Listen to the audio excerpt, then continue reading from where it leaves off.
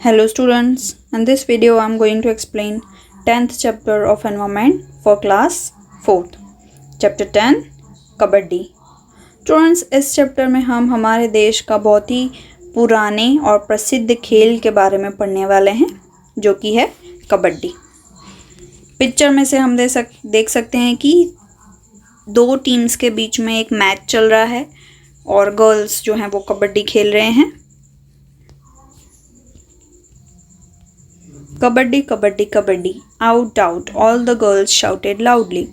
Kabaddi kabaddi kabaddi, hold from here. Kabaddi kabaddi, hold from the leg, the leg, the leg, hold her leg. Kabaddi kabaddi. Vasudha, you come here, you hold her from here. अक्सर कबड्डी के खेल अगर आपने देखा हो तो हमें उसमें से ऐसी आवाज़ें सुनाई देती हैं. जो प्लेयर होता है वो कंटिन्यू बोलता रहता है कबड्डी कबड्डी, और जो उसके टीम मेंबर्स हैं, जो उसकी टीम वाले हैं, वो उसे बता रहे हैं कि उसे यहाँ से पकड़ो, उसका पैर पकड़ो, ठीक है, उसे दूसरी तरफ से पकड़ो. वसुधा को बोल रहे हैं कि उसे दूसरी तरफ से पकड़ो. Hey Sushila, make sure that her hands does not touch the line, hold her hand. फिर कोई सुशीला को बुलाकर ऐसे बोल रहा है, हे सुशीला, तो उसके हाथ ज़ोर से पकड़ ताकि वो लाइन को टच ना कर सके. Kabaddi kabaddi, oh she has touched, she has touched, out out out, all out हो, our team is all out. इतने में कबड्डी कबड्डी बोलते जिसका टर्न है वो लाइन को टच कर लेता है और उसको जो सारे प्लेयर्स पकड़ के बैठे हैं वो सब आउट हो जाते हैं. नेक्स्ट पिक्चर देखोगे तो आपको क्लियर हो जाएगा कि एक लड़की जो नीचे लेटी हुई है वो है श्यामला, और जो ये ऑपोजिट टीम के मेंबर्स हैं 3-4, वो उसे पकड़ के बैठे हैं टाइटली और उसे लाइन को टच करना है, जो कि वो नहीं करने दे रहा है ऑपोजिट टीम वाले. What are these girls doing? They are shouting out out out. It is clear that they are playing a game. क्या कर रही हैं ये लड़कियाँ? What are these girls doing? चिल्ला रही हैं आउट आउट आउट. तो ऐसे वर्ड्स या ऐसी आवाज़ें तो हम सिर्फ किसी गेम में यूज़ करते हैं, तो ये भी शायद कोई गेम खेल रहे हैं. What do you call this game? आप लोग इस गेम को, इस खेल को क्या बुलाते हैं? क्योंकि कबड्डी के बहुत सारे नाम होते हैं. उनमें से कुछ नाम हैं छेडू गुड्डू, हुतुतु, चूकिटकिट, हुड्डुडू और कबड्डी और समथिंग एल्स. ये सब कबड्डी के नाम हैं और कुछ और नाम्स भी है. कबड्डी को बहुत सारे अलग अलग नामों से बुलाया जाता है, मतलब इस गेम के बहुत सारे नेम्स हैं. When the girls surrounded Shyamla and caught her, everyone thought that she was out. Somebody caught her legs and somebody her arms, while one girl caught her by the waist. But Shyamla was not the one to give up. She dragged herself by increasing her strength and managed to touch the line in the center. Shyamala, जो मैंने आपको बताया, जो नीचे लेटी हुई है लड़की, वो श्यामला है. वो चारों तरफ से दूसरी लड़कियों से घिरी हुई है, उस सब ने उसे पकड़ के रखा है. सबको लगा कि वो आउट हो गई है. किसी ने उसे पैर से पकड़ के रखा है, किसी ने उसके हाथ पकड़ रखे हैं, किसी ने उसकी वेस्ट मतलब कमर पकड़ के रखी है. वो उसको लाइन को टच करने नहीं दे रहे हैं, क्योंकि अगर वो लाइन को टच करेगी तो वो सब आउट हो जाएंगे. बट श्यामला भी उन लड़कियों में से नहीं है जो गिव अप कर ले, जो हार मान ले. वो भी हार नहीं मानती है, वो बिल्कुल गिव अप नहीं करती है और पूरे अपने स्ट्रेंथ से, अपनी पूरी ताकत से वो सबको खींचती है, ड्रैग करती है और उस लाइन को टच कर लेती है. When Shyamla touched the line, all the girls of the opposite side were holding her, so all of them got out. जब श्यामला ने उस लाइन को टच किया, ऑपोजिट टीम की सारी लड़कियों ने उसे पकड़ के रखा था और उसने लाइन टच कर ली, मतलब वो सब गर्ल्स आउट हो गई. But Rosie argued that Shyamla had taken a breath in between, so the team was not out. Shyamla insisted that this was not true. She said that If she had taken a breath, why did the girls keep holding her? There was a big argument. Finally, Shyamla won. तो जब श्यामला जीत जाती है तब opposite team में से एक लड़की जिसका नाम है रोजी, वो बोलती है कि हमारी टीम आउट नहीं है बल्कि श्यामला आउट है, क्योंकि उसने बीच में एक ब्रेथ ली थी, सांस ली थी और उसने कबड्डी नहीं बोला था, तो वो आउट है, हमारी टीम आउट नहीं है। बट देन श्यामला ने भी सामने उसको जवाब दिया, आर्ग्यूमेंट का जवाब दिया कि ऐसा नहीं हुआ है, उसने कंटिन्यूअसली कबड्डी कबड्डी बोला ही है। अगर उसने ब्रेथ ली होती, कबड्डी नहीं बोला होता, तो वो लोग उसे उसी वक्त छोड़ देते और बोलते कि ये आउट है, पर उन लोगों ने उसे एंड तक पकड़ के रखा। क्यों? क्योंकि ऐसा नहीं हुआ था, वो झूठ बोल रहे थे। तो बहुत सारी आर्ग्यूमेंट के बाद, बहुत सारी बहस के बाद फाइनली श्यामला जीत गई। हर गेम में एक रेफरी या अंपायर भी होते हैं कबड्डी में, तो वो भी फाइनल डिसीजन लेने में मदद करते हैं। How many players are there in a kabaddi team? Kabaddi team में कितने प्लेयर्स होते हैं? तो कबड्डी टीम में दोनों तरफ मतलब 7 प्लेयर्स होते हैं। 7 प्लेयर्स इन ईच टीम, एक टीम में 7, दूसरी टीम में 7। How many players got out when Shyamala touch the centre line? जब श्यामला ने उस लाइन को टच किया था तब कितने प्लेयर्स आउट हुए थे? तो ऑपोजिट टीम के सभी प्लेयर्स ने उसे पकड़ के रखा था, इसलिए वो सभी आउट हो चुके हैं। How do you resolve the disputes during the game? आप लोग गेम के वक्त डिस्प्यूट मतलब अगर कुछ झगड़ा हुआ है, कोई आर्ग्यूमेंट हुई है, किसी बात को लेके बहस हुई है, तो वो आप कैसे सॉल्व करते हो? तो ज़्यादातर गेम में एक रेफरी या कोच होता है जो हमें मतलब फाइनल आंसर देता है कि कौन सही है और कौन गलत, या जो हमारी ऑडियंस होती है जिसने देखा है वो मैच, वो हमें बताते हैं कि कैसे सॉल्व करना है, क्या इसका सही सॉल्यूशन है किसी भी प्रॉब्लम का। So this is what a game of kabaddi is like. Snatching and pulling happens. Someone is caught. There is shouting also. This is a game of bravery, and it has many rules. What does one do when one takes turn in kabaddi? She keeps on saying kabaddi kabaddi continuously. They have to hold their breath until they are coming back in their position. तो ऐसी ही होती है कबड्डी की game. खींचना, एक दूसरे को पुल करना, पुश करना, स्नैचिंग और पुलिंग, ये सब होता है। ओके, कोई किसी को एकदम पकड़ लेता है टाइट, चिल्लाते हैं टीम मेंबर्स या प्लेयर्स, तो ये सब कबड्डी में होता रहता है। कबड्डी बहुत ही बहादुरी का गेम है एंड उसमें बहुत सारे रूल्स भी होते हैं। कबड्डी के बहुत सारे रूल्स होते हैं। तो अगर कबड्डी में किसी का टर्न आता है तो उसे क्या करना है? What does one do when one takes turn in kabaddi? तो उसे ऑपोजिट टीम में जाना है, अब उनकी साइड जाना है और कंटिन्यूअसली उसे बोलना है कबड्डी कबड्डी कबड्डी, और उनमें से किसी प्लेयर को टच करके अपनी पोजीशन में वापस आना है। तो ये भी एक रूल है कि उन्हें कंटिन्यू कबड्डी कबड्डी बोलना है ब्रेथ लिए बिना।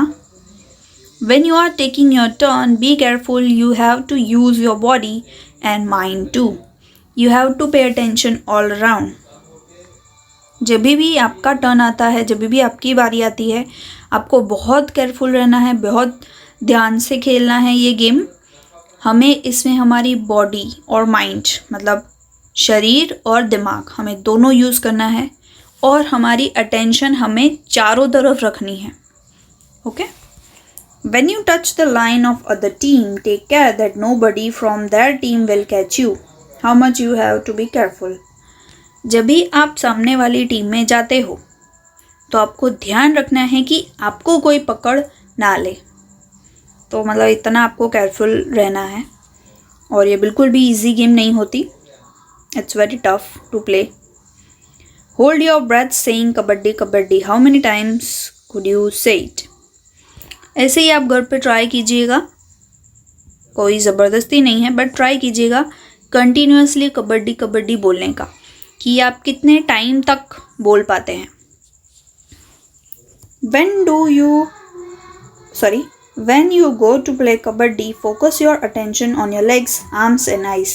You will notice the good coordination of all these body parts help you a lot. जब कभी भी आप कबड्डी का गेम खेलो फ्यूचर में, तो अपना फोकस, अपना पूरा ध्यान इन तीनों चीज़ों पे लगाएं, अपने लेग्स, आर्म्स और आइज़. इन तीनों का कोऑर्डिनेशन, इन तीनों को मिला के मतलब अगर हम काम करेंगे, खेलेंगे, तो वो ऑब्वियसली हमें हेल्प, ये हमारे तीनों बॉडी पार्ट्स हमें हेल्प करेंगे.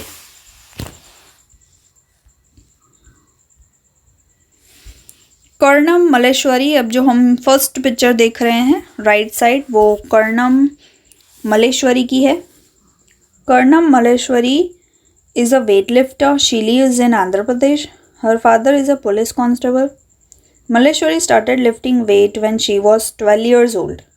Now she can lift a weight of 130 kilograms.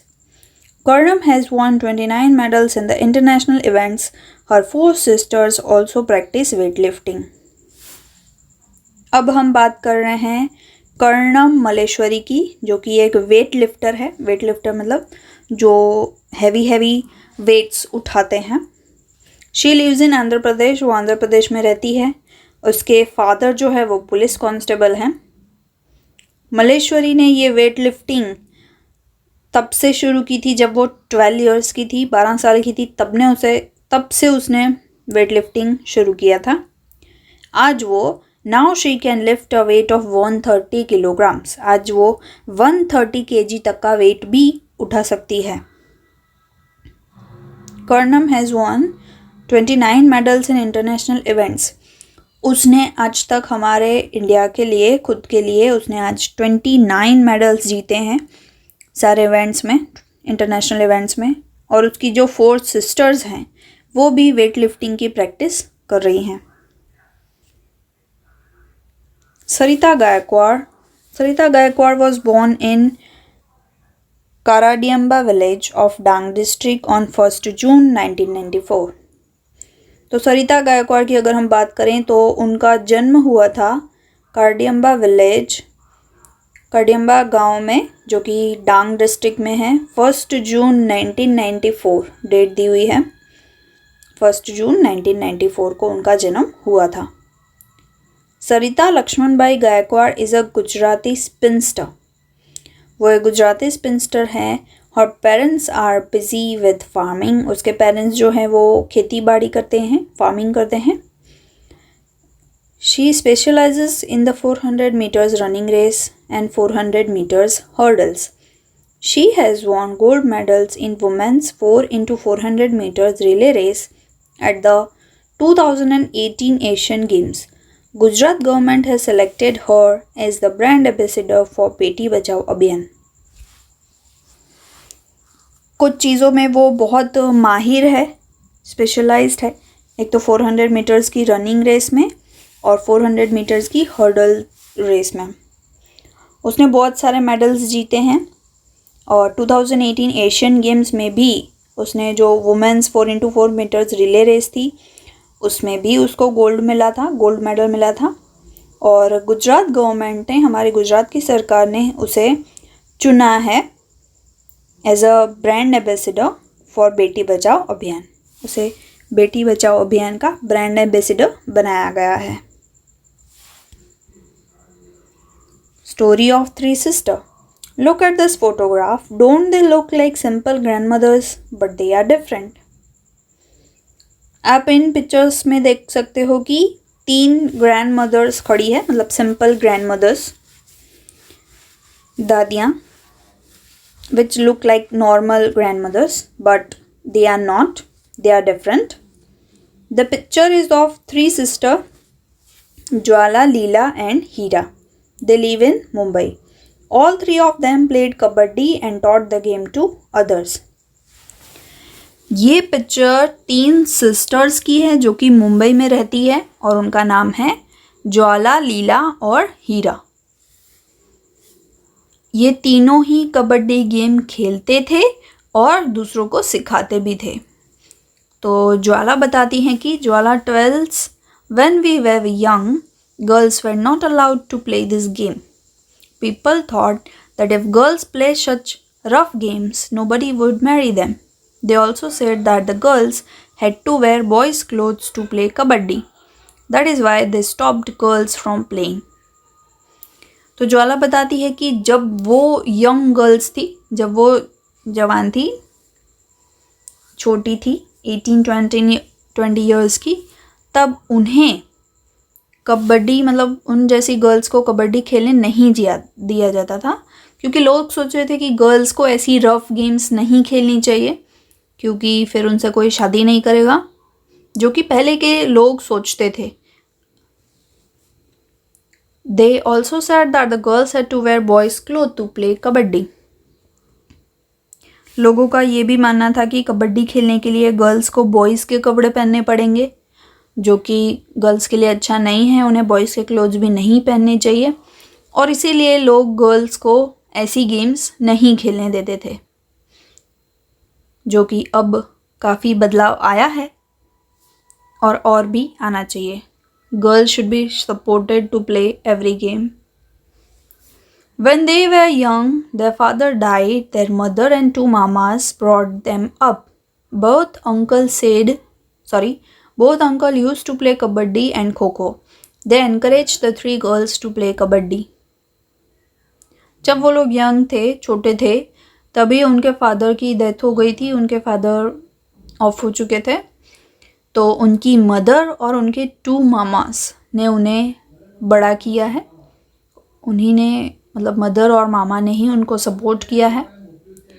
उनके जो दोनों मामा थे वो दोनों ही कबड्डी और खो खो खेलते थे, और वो दोनों इन 3 लड़कियों को भी सपोर्ट करते थे कबड्डी खेलने के लिए। उन्हें भी बोलते थे कि नहीं, कबड्डी खेलना चाहिए, और उन्हें भी सिखाते थे और सपोर्ट करते थे। Jwala and Leela talked about their experiences. Almost 50 years ago, when we started to play kabaddi, girls never got a chance to play this game. तो ज्वाला और लीला अपने एक्सपीरियंस के बारे में बताते हैं कि आज से 50 साल पहले जब उन्होंने कबड्डी खेलना स्टार्ट किया था, तब लड़कियों को मौका नहीं मिलता था, गर्ल्स को चांस भी नहीं मिलता था ऐसी गेम्स खेलने के लिए।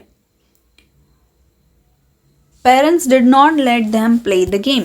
उनके जो माँ बाप हैं लड़कियों के, वो उन्हें कबड्डी नहीं खेलने देते थे। But we always felt that we should play and my uncles and mother supported us. We 3 learn the game and some other girls also joined us. We formed a kabaddi club which is active even today. But उन्हें हमेशा लगता था कि हमें भी ये game खेलना चाहिए, तीनों सिस्टर्स को, और उनके अंकल्स और मदर ने उनको बहुत सपोर्ट किया कि तुम्हें खेलना है तो तुम ज़रूर खेलो, जबकि सब लड़कियों को ऐसा मौका नहीं मिलता था। तो उन्होंने खेलना स्टार्ट किया, उनके मामाओं की मदद से उन्होंने सीखा, और वो लोग काफ़ी अच्छे प्लेयर्स बन गए कबड्डी के। उनके साथ साथ धीरे धीरे थोड़ी और लड़कियों ने भी उन्हें ज्वाइन किया। फिर धीरे धीरे उन्होंने एक कबड्डी का क्लब बनाया जो कि आज भी एक्टिव है। Remembering those days, Leela and Hira still remember those days. They tell how they won some matches which they were about to lose. लीला और हीरा आज भी उन दिनों को याद करते हैं और बताते हैं कि ऐसी कई बार हुआ उनके साथ, ऐसे कई मैचेस थी जो उन्हें लगता था कि हम हार जाएंगे, बट फिर भी लास्ट तक उन्होंने हार नहीं मानी, आखिर तक गिव अप नहीं किया, और वो ऐसी कई मैचेस जो वो हारने वाले थे वो भी जीत गए। Once they went to a big city to play a match. Leela tells, the match had to start at 6:30 in the evening. We went to see a movie. As soon as movie started, we noticed some noise and disturbance. It was created by our mama, who was looking for us in the hall with a torch. When he found us, he gave us a big scolding. तो एक बार का वो अपना experience share करती हैं कि एक बार क्या हुआ था, जब वो लोग किसी बड़ी सिटी में एक कबड्डी का मैच खेलने गए थे। तो उनके मैच का टाइम था शाम को 6:30 बजे, 6:30 इन द इवनिंग। तो उनके पास टाइम था तो वो लोग मूवी देखने चले गए। जैसे ही मूवी स्टार्ट हुई उन्हें बहुत सारी नॉइज़ और डिस्टर्बेंस सुनाई दिया कि कोई शोर कर रहा है और टॉर्च लेके उन्हें ढूंढ रहा है। फिर उन्हें पता चला कि वो तो उनके मामा हैं जो टॉर्च लेके हॉल में उन्हें ढूंढ रहे हैं। तो जैसे ही उसके मामा ने उन्हें ढूंढा और उन्हें बहुत डांटा कि ये बहुत ही लापरवाही है, गेम से पहले तुमको मतलब प्रैक्टिस करनी चाहिए, ध्यान देना चाहिए अपनी गेम पे, और तुम लोग मूवी देखने आ गए हो। इसके लिए उसके मामा ने उन्हें बहुत डांटा और उन्हें उनकी ज़िंदगी का एक